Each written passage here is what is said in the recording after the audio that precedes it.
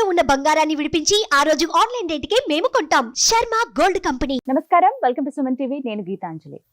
శ్రావణ మాసం ఆగస్టు 9వ తారీఖున నాగుల పంచమి. ఈ సందర్భంగా నాగుల పంచమి విశిష్టత, అలాగే ఆ రోజున ఎటువంటి పూజా విధానాన్ని మనం ఆచరించాలి, ఎటువంటి నియమాలు మనం పాటించాలి, మరీ ముఖ్యంగా ఏ దైవారాధన చేయాలి, వీటి గురించి వివరాలు తెలుసుకుందాం. ప్రస్తుతం మనతో పాటు ఉన్నారు ప్రముఖ జ్యోతిషులు బ్రహ్మశ్రీ నందిభట్ల శ్రీహరి శర్మ గురువు గారు. వారితో మాట్లాడి మరిన్ని విషయాలు తెలుసుకుందాం. గురుగారు నమస్కారం అండి. వాగర్థావివ సంపృక్తౌ వాగర్థ ప్రతిపత్తయే జగతః పితరౌ వందే పార్వతీ పరమేశ్వరౌ. సదాశివసమారంభాం శంకరాచార్య మధ్యమాం అస్మదాచార్య పర్యంతం వందే గురుపరంపరాం. ఆదిత్యాయ చ సోమాయ మంగళాయ బుధాయ చ గురుశుక్ర శనిభ్యశ్చ రాహవే కేతవే నమః. శృంగేరి పీఠాధిపతులకి, కంచి పీఠాధిపతులకి నమస్కారములు తెలియజేసుకుంటూ కార్యక్రమాన్ని ప్రారంభిద్దాం. గురుగారు, ఆగస్టు 9వ తారీఖున పంచమి, నాగుల పంచమిగా అందరం జరుపుకుంటాం. ప్రత్యేకించి అంటే ప్రాంతాన్ని బట్టి నాగుల చవితి అంటే మనం కార్తీక మాసంలో చేస్తాము, ఇప్పుడేమో నాగుల పంచమి అని అంటారు. ముందుగా ఆ వ్యత్యాసం ఏమిటో చెప్పండి. దాంతోపాటుగా ఆ రోజున పూర్తిగా ఉందండి పంచమి తిథి. ఆ రోజున రాత్రి 3:15 వరకు, మధ్యరాత్రి వరకు కూడా పంచమి తిథి ఉందమ్మా. పూర్తిగా ఉన్నట్టు. హస్త నక్షత్రం ఆ రోజున చక్కగా ఈ పంచమి తిథి అనేటువంటిది మనము నాగుల పంచమిగా శ్రావణ మాసంలో చేసుకుంటే కార్తీక మాసం చవితి రోజున నాగుల చవితితో అంతం చేస్తాం. అంటే నాగుల చవితితో సమాప్తం అవుతుంది. అంటే అప్పటికి మనకు ఇంతకుముందు వీడియోలో చేసుకున్నాం. తొలి ఏకాదశి రోజున విష్ణు భగవానుల వారు శయనానికి వెళితే, ఉత్థాన ఏకాదశి రోజున కార్తీక మాసంలో వచ్చే శుక్ల ఏకాదశి రోజున నిద్ర మేల్కొంటాడు. అంటే అప్పటి వరకు కూడాను విష్ణు సంబంధమైన ఆరాధన, ఈశ్వర సంబంధమైన ఆరాధన చేస్తాం. కానీ ఈ నాగుల పంచమి రోజున నాగదేవతారాధనని ప్రారంభించి కార్తీక మాసంలో చవితి రోజున సమాప్తం చేసేటువంటి దాన్ని, ఇది కూడా ఒక వ్రతం కిందనే. అందుకనే పంచమికి ప్రారంభించి చవితికి సమాప్తం చేస్తున్నాం. అంటే పంచమి వెనకాల చవితే కదా, చవితి తర్వాత పంచమి కదా. అందుకని కార్తీక మాసంలో వచ్చే చవితిని నాగుల చవితిని, శ్రావణ మాసంలో వచ్చే పంచమిని నాగుల పంచమిని, ఈ పంచమి నుంచి కార్తీక మాసం వచ్చే చవితి వరకు కూడా ఈ యొక్క నాగదేవత ఆరాధన ఒకప్పుడు ఉండేది. పూర్వకాలంలో ఒక నియమంగా 4 నెలల పాటు పూజించేవాళ్ళు. కానీ కాలక్రమేణా ప్రారంభించే దానిని, ముగించే దానిని మాత్రమే పండుగల రూపంలో మనం కొలుచుకుంటూ వస్తున్నాం. అసలు చేయాల్సింది శ్రావణ మాసం పంచమి నుంచి మొదలుకొని కార్తీక మాసం చవితి వరకు పూజ చేయాలి. అందుకే కార్తీక మాసంలో దాని నాగుల చవితి అని, దీని నాగుల పంచమి అని అంటారు. అయితే ఇప్పుడు 9వ తారీఖున వస్తున్నటువంటి ఈ నాగుల పంచమి అసలు నియమాలు ఏంటండి, విధి విధానాలు, ఏ పూజని ఆచరించాలి, ఎలా చేసుకోవాలి, ఎవరెవరు ఆచరించవచ్చు, వీటి గురించి వివరించండి. తప్పకుండానమ్మా. అసలు ఈ యొక్క నాగుల పంచమిని గరుడ పంచమి అని కూడా అంటారు. అంటే ఈ నాగుల పంచమిని ముఖ్యంగా నాగదేవత ఆరాధనలో భాగంగా చేస్తారు. అంటే ఎవరి జాతకంలోనైతే సంతానము ఉండదో, అంటే జాతకంలో తెలుస్తుంది, ఎవరికైతే సంతానం కలగకుండా ఉంటారో అటువంటి వారు ఈ నాగదేవతారాధన చేయడం వల్ల, అంటే ఈ 4 నెలల పాటు నాగదేవత ఆరాధన చేయడం వల్ల, కార్తీక మాసం వచ్చేంత వరకు చేయడం వల్ల తప్పకుండా సంతానం కలుగుతుంది. అందుకనే మీరు గమనించుకున్నట్లయితే ఇది చాలా మంది డాక్టర్ దగ్గరికి, ఫెర్టిలిటీ డాక్టర్ దగ్గరికి వెళ్తారు, టెస్టులు చేయించుకుంటారు. డెడ్ సెల్స్ ఉన్నాయండి అని చెప్పి మగవాళ్ళకి చెప్తారు. అండము సరిగా విడుదల కావట్లేదని ఆడవాళ్ళకి చెప్తారు. ఫైబ్రాయిడ్స్ ఉండడం ఇట్లా చెప్తుంటారు. ఇవన్నీ శరీరాంతర్గతంగా వచ్చే దోషాలు. ఇటువంటి దోషాలు కూడా ఈ యొక్క పూజా కార్యక్రమం చేసుకోవడం వల్ల శరీరంలో యాక్టివ్గా ఉండే సెల్స్ వస్తాయి. అలాగే ఎందుకనంటే వైద్యం తప్పకుండా తీసుకోవాలి. వైద్యం తీసుకోకుండా గాలిలో దీపం పెట్టమని కాదు, కానీ వైద్యం తీసుకుంటూ మనం ఈ దేవతారాధన చేస్తే ఫస్ట్ అటెంప్ట్లోనే పాస్ అయిపోతాం. ఇది కాబట్టి ఈ దేవతా ఆరాధనలో భాగంగా దీనిని గరుడ పంచమి అని, నాగ పంచమి అని అంటారు. అంటే ఏంటనంటే ముఖ్యంగా పూర్వకాలంలో ఈ యొక్క నాగుల పంచమి రోజున ఎవ్వరు కూడా పొలము దున్నడం అనేటువంటిది చేయకుండా ఉండేవారు. ఎందుకనంటే కలుగులో దాక్కున్నటువంటి సర్పములు ఈ యొక్క నాగలి చారులకి తగిలి చనిపోయేటువంటి సందర్భాలు. అందుకని ఆ రోజున నాగదేవతని సంహరించకూడదు అనే ఉద్దేశం ప్రకారం ఆ రోజున రైతులు కూడా పొలం దున్నారు నాగపంచమి రోజున. అంటే దీనికి సంబంధించినటువంటి గాథ కూడా ఒకటి ఉందమ్మా. పూర్వకాలంలో మణిపురం, ఇప్పుడు మనం అనుకునే మణిపూర్, గౌడ బ్రాహ్మణుడు ఒకరోజు ఇదే నాగుల పంచమి రోజున పొలం దున్నుతూ తన యొక్క నాగలి చారలకి తగిలినటువంటి పాము పిల్లలు ఉంటాయి కదా, ఆ పాము పిల్లలు చనిపోయాయి. చనిపోయిన తర్వాత అతను ఏమీ తెలియకుండా ఇంటికి వచ్చి కూర్చున్నాడు. తల్లి పాము వచ్చి నా పాములను పిల్లల్ని చంపారు ఎవరు అని చెప్పని వెతుక్కుంటూ ఆ ఊర్లంతా వెతికితే ఆ బ్రాహ్మడి యొక్క ఇంట్లో ఉన్నటువంటి నాగలి చారుకి తగిలినటువంటి రక్త మరకలను చూసి ఈ బ్రాహ్మడే చంపాడు అని ఉక్రోషంతో ఆ కుటుంబాన్ని అంతా నాశనం చేస్తాననే శపథం పట్టుకొని ఆ యొక్క కుటుంబాలందరినీ కూడాను చంపింది. అయితే అతనికి ఒక కూతురు ఆ బ్రాహ్మడికి, ఆ కూతుర్ని పొరుగురికి ఇచ్చాడు. అయితే తను తీసుకున్నటువంటి మాట ప్రకారం కుటుంబాన్ని సంహరించాలి కదా, అందుకని ఆ మిగిలినటువంటి ఆ కూతురుని కూడా చంపుదామని చెప్పి వెళితే, కాటేద్దామని వెళితే ఆ సమయానికి ఆ రోజున ఆ అమ్మాయి నాగదేవత ఆరాధన చేస్తుంది.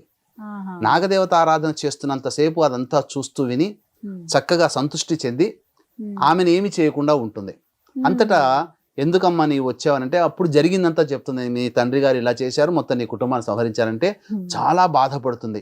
నేను నిన్ను ఎంతో ప్రాధేయపడుతున్నాను, కొలుస్తున్నాను కదా, నా కుటుంబాన్ని బ్రతికించుకునే వరం ఇవ్వము అంటే అప్పుడు ఆ నాగదేవత ఒక అమృత భాండాన్ని ఇస్తుంది. ఇచ్చి మీ యొక్క మీ యొక్క ఆత్మ బంధువులు అంటే తల్లిదండ్రులు అన్నయ్యలు ఉంటారు కదా, వాళ్ళ శరీరం మీద చల్లమ్మ, వాళ్ళు జీవిస్తారు అనగానే పొరుగున మళ్ళీ ఆ ఊరికి తండ్రి గారి ఊరికి వెళ్ళిపోయి అక్కడ ఇంట్లో ఉన్నటువంటి అందరి శవాల మీద చల్లిన తర్వాత వాళ్ళు పునర్జీవితులు అవుతారు. దీన్ని దృష్టిలో పెట్టుకొని ఆ రోజు నుంచి కూడా ఈ యొక్క నాగదేవత ఆరాధన అంటే పునర్జీవితాన్ని పొందినటువంటి రోజు కాబట్టి నాగదేవత ఆరాధన విధిగా చేసేవాళ్ళు. దీనికి గరుడ పంచమి అని కూడా ఒకటి ఉందమ్మా. అంటే గరుడుకి సంబంధించినటువంటిది, అనగా ఈ కశ్యప మహామునికి దితి, అదితి, వినత, కద్రువ అనేటువంటి యొక్క భార్యలు ఉన్నారు.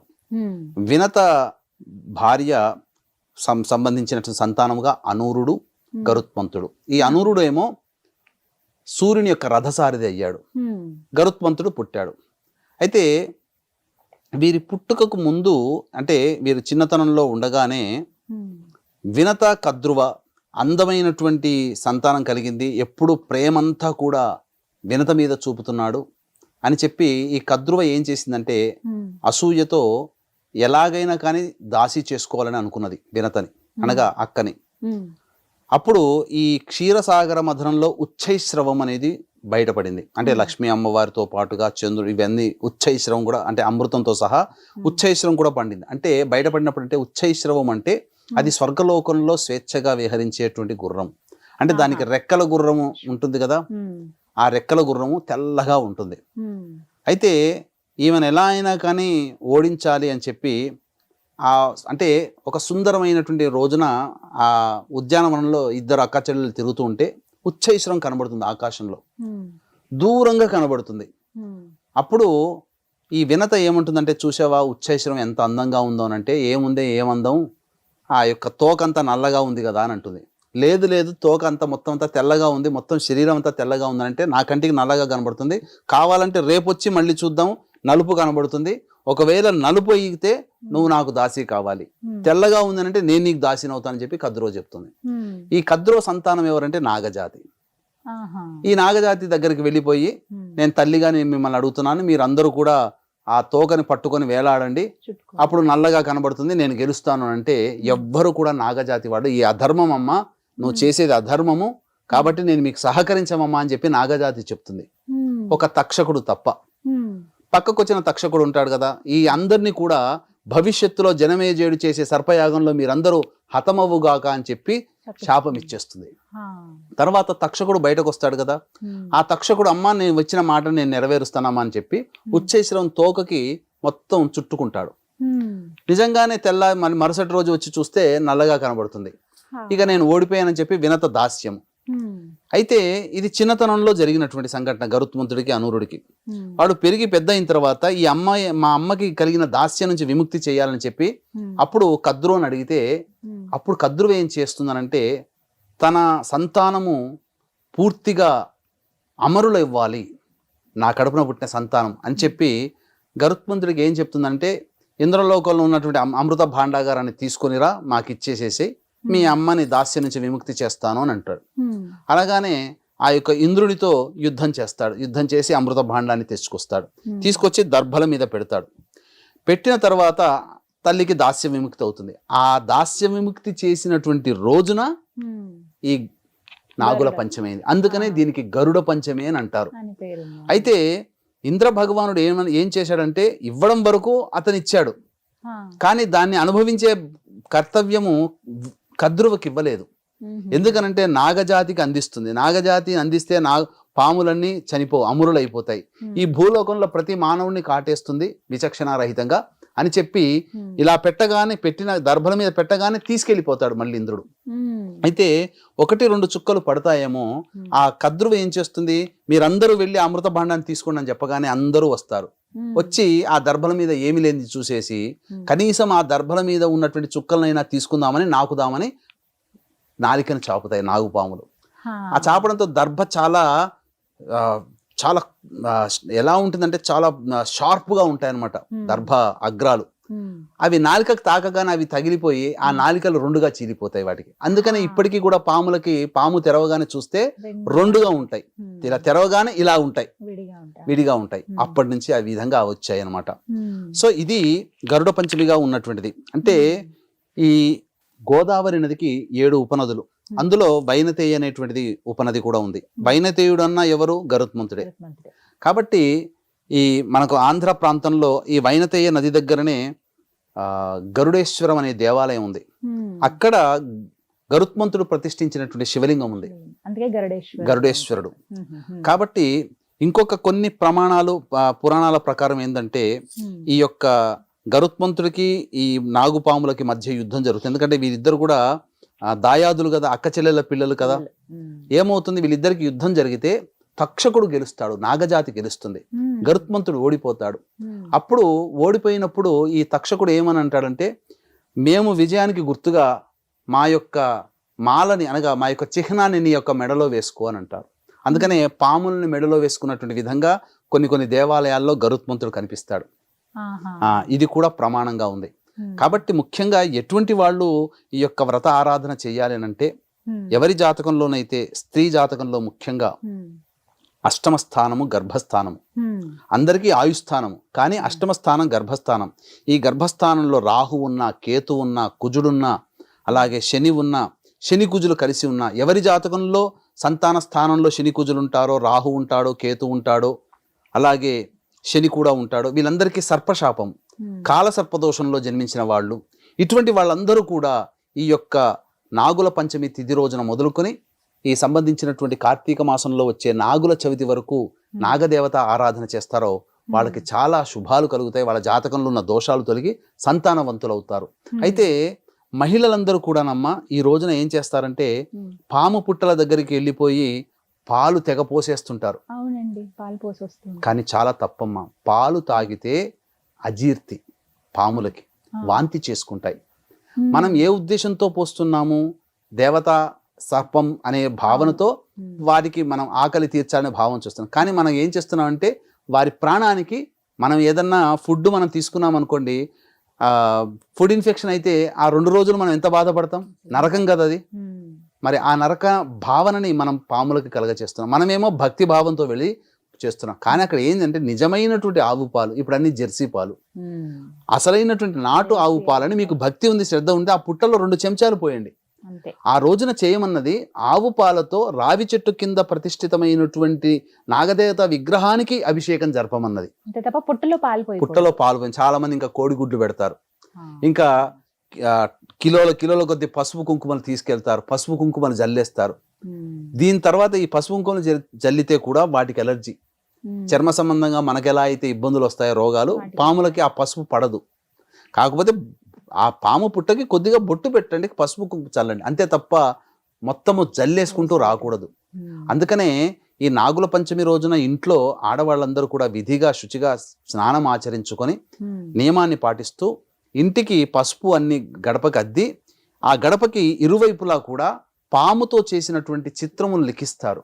అలాగే అక్కడ దేవాలయంలో పాము పూజ జరిపించుకొని, అనగా నాగదేవత పూజ జరిపించుకొని అభిషేకం జరిపించి ఇంటికి రాగానే ఒక ఇత్తడి పాత్రలో కానీ లేదా ప్రమిదలో కానీ ఆవు పాలు ఆ గడప ముందర పెడతారు.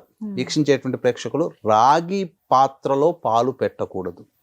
శాస్త్రం ప్రకారం ఏంటంటేనమ్మా, చాలా మంది తెలియక ఈశ్వరునికి రాగి చెంబులో తీసుకుని అభిషేకం చేస్తారు. ఎప్పుడైతే రాగి చెంబులో గనక పాలు పడ్డాయో, పాలు తగాయో, అది సురాపానంతో సమానం.